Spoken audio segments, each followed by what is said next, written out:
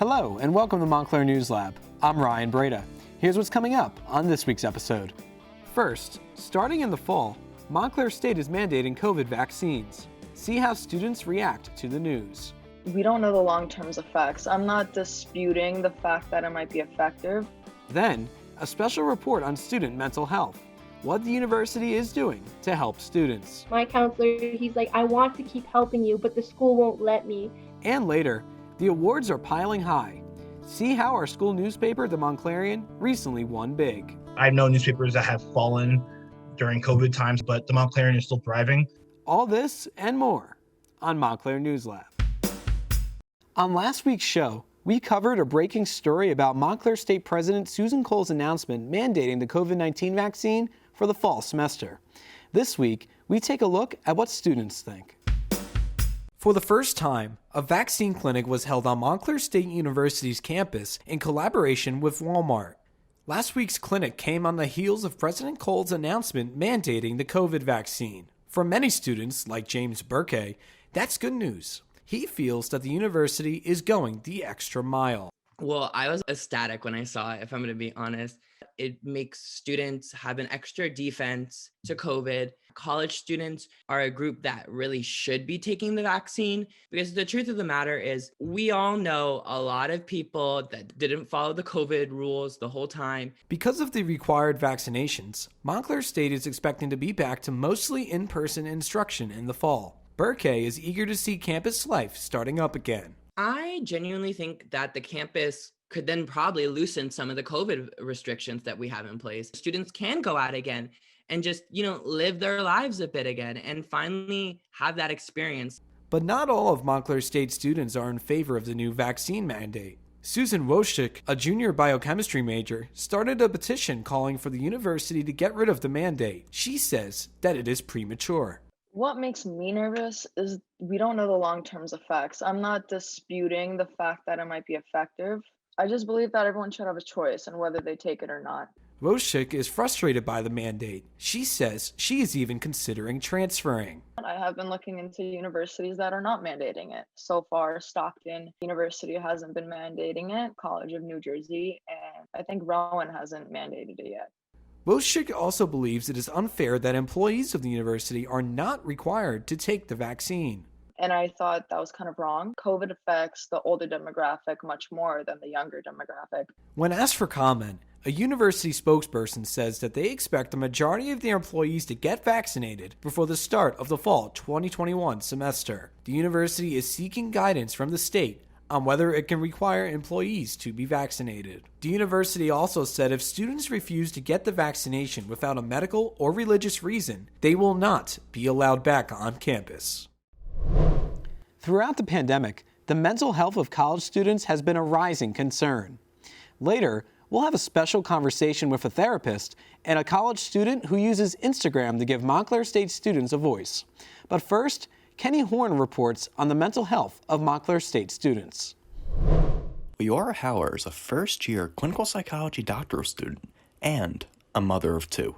She admits the pandemic has proven to be extra difficult for her.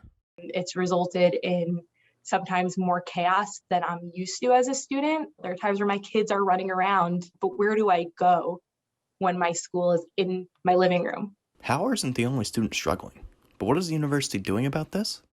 According to the Montclarian, not enough. In a recently published editorial, the newspaper criticized the university for not providing enough mental health resources and even canceling spring break. Senior Samantha SUTTER agrees with the paper. For 6 months, she got treatment from the school's counseling and psychological services, more commonly known as CAPS. Most patients get only 6 sessions, but Sutter remembers that 6 months wasn't even enough for her. My counselor, he's like, I want to keep helping you, but the school won't let me.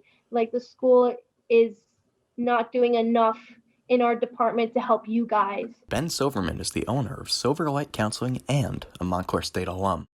Unfortunately, there are certainly not enough resources on campus for every student that is going to want mental health assistance or therapy. That is just a fact at every school. But after facing criticism, MSU is taking steps to flip the script. Newly appointed Vice President of Student Development and Campus Life, Dr. Dawn Meza-Souffleres, is already working on a solution. We are looking to add staffing for fall.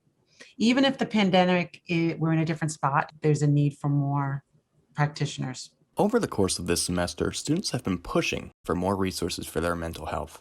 And now, it sounds like their calls to action have been heard. For Montclair News Lab, I'm Kenny Horn. MSU Confessions is an Instagram page where students can freely express their thoughts and opinions while also staying anonymous. When the page first started, these confessions were funny or lighthearted, but since the pandemic began, the page has received numerous confessions about mental health and depression. Our reporter Louise Ellers sits down with the owner of the account and a licensed therapist. Joining me now is Justin Watson, who runs the MSU Confession Instagram page, and Ben Silverman, who is a therapist for young adults with mental health issues. The account receives multiple submissions from other Montclair State students struggling with anxiety, depression, and other mental health concerns. This post is one of the many anonymous confessions that Justin has received regarding mental health. I sit on campus in my room all day alone and cry. I have no friends on campus. It's just desperate. Some nights, I feel like killing myself. How do I fill this void in my life? Justin, I'm going to start with you. What were your original intentions with the account? And do you think that's changed? And can you figure out why that change has happened? Not everybody has that avenue to where they can go somewhere, tell their close friends, families, like, hey, I'm dealing with this or this. But I want to make sure, like, they can have somewhere to say it like this. And people around them get to see that other people at the school are going through this. This school being like such a commuter school, so not everybody's going to get a chance to meet everyone or like have these close friendships. And now, like with the pandemic and stuff like that, people have come to me and said, like, I'm feeling lonely. And like, I just want this to bring people together and see, like, people need friends. And it's like, I'm not saying this is going to solve everyone's problems, but like at least it's a start, and like it brings attention to people's problems. The ability to allow someone to say something out loud. We say all sorts of things to ourselves in our heads, and you know what? That's a safe place to do it because nobody ever hears what goes on in our heads. But when we say it out loud, it's out there in the ether and it can't come back. And that is when somebody knows that it's time for them to take steps for themselves. Almost everything is impacted in some way by COVID, okay? It's created a tremendous sense of loss in terms of the loss of life, the loss of freedom, the loss of an economy, the loss of just an ability to be with one another. Like every time like I sit down and I reread it, and I sit there and I think about it, and I'm like how can I best help this person? And I do that with everyone. Like I don't shortchange no one, and I won't lie to anyone. Like I'll just be as upfront as possible. Do you think that like running this page takes a toll on you? I've noticed that like it does it impacts me a little bit because like I hear all these things and I like all these people going through so many different things and like I want to help them, and it's just like not knowing how to, that it hurts a little bit. And so it takes its toll post after post, and it's just like reading things and it's just like feeling bad for people. There are things that you will look up that you've probably felt, the ideas of projection, the ideas of seeing what somebody went through and maybe ask yourself, why did I want to help that person so much in that moment? As opposed to somebody else who said something and you were like, okay, like I'll help them, but why was it so different for me? The creation of this page was to assist you in creating meaning for yourself by helping other people. Thanks to the both of you for joining me and informing us a little bit more about mental health. Some say newspapers are a dying breed, but students at Montclair State are writing a different story. The already award-winning staff at the Montclarian newspaper added some new trophies to their collection. Emma Coughlin reports. KAYLA Francione is a senior television and digital media major here at Montclair State, who wrote her first piece for the Montclarian this academic year. It was actually my teacher, Professor Whiteside, that was like encouraging me. She's like, you should submit it. I'm like, okay, like it's already written, can't hurt. And then Kay liked it. And then that was like the first thing I ever got involved in. And I was already a senior, which is crazy. To Francione's surprise, her piece won a first place award for sports journalism from the New Jersey Press Foundation. She is one of the 9 NJPF winners from the Montclarian this year. And then they were saying something like this was one of the best pieces they've seen in so long. And I was like, oh my God, the honor was like unbelievable. Francione's piece titled Montclair State's Anniversary Football Season Does Not Come to Be describes the struggles of two Montclair State football teams. Montclair News Lab asked her to read from the piece. This year would have been time to celebrate the 50th anniversary of that memorable season, but the coronavirus pandemic has changed those celebratory plans and has also postponed the 2020 football season for Montclair State. The award gave Francione a much-needed confidence boost after the instability of the pandemic made her question her passion for journalism. It's just making me realize, like, I'm so happy I didn't give up on it just yet. Like, it's going to be something I'm going to have to work towards, but I know it's going to be worth it because I know this is what I want to do.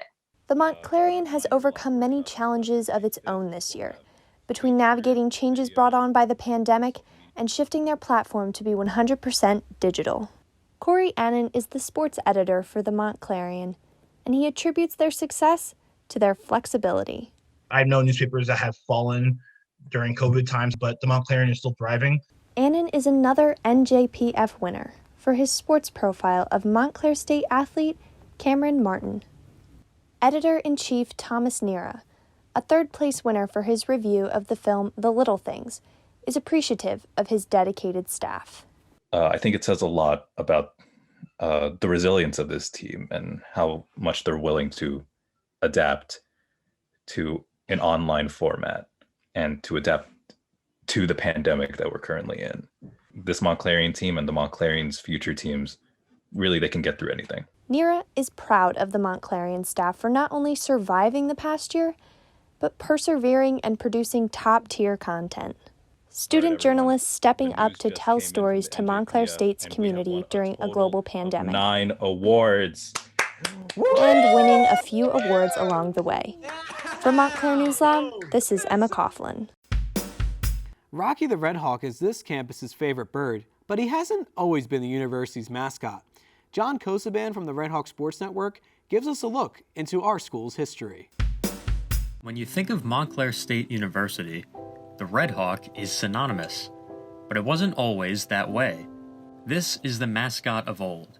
The logo referred to as Chief Wahoo, representing the school's nickname, the Indians. Implemented in the 1930s, that name and logo presided over Montclair athletics for over 50 years, even appearing on the caps of the school's 1987 National Championship baseball team. Just 2 years later, though, the school decided it was time for a change. In many ways, MSU was ahead of the curve, as much of the conversation around the insensitivity of those names has been around for a while, but major action has only just recently taken place.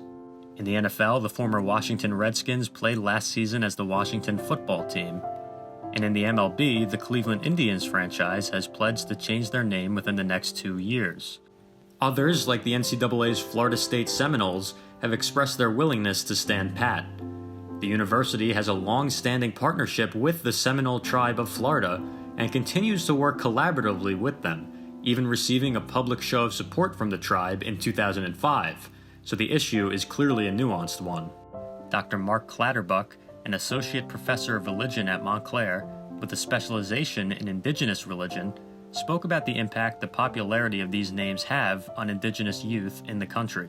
There's a lot of research that's been done on the effects that Indian mascots and derogatory portrayals and representation of indigenous people has on indigenous youth. That data is there, it's available. So you've got to either dismiss it or act like you don't see it, or just say, we don't care. Today, the conversation continues, and there are still plenty of decisions to be made. For Montclair State, that decision was made a long time ago. And the result? A name and brand we couldn't imagine campus without. Focus Racial Justice is a collaboration between all of the platforms at the School of Communication and Media. For more stories and our full 1-hour broadcast, visit focusracialjustice.org. Be sure to keep up with Montclair News Lab by following us on all of our socials. That's all for this week on Montclair News Lab. Thank you for joining us, and we hope to see you again next week for another episode. Until then, I'm Ryan Breda. Stay safe, everyone.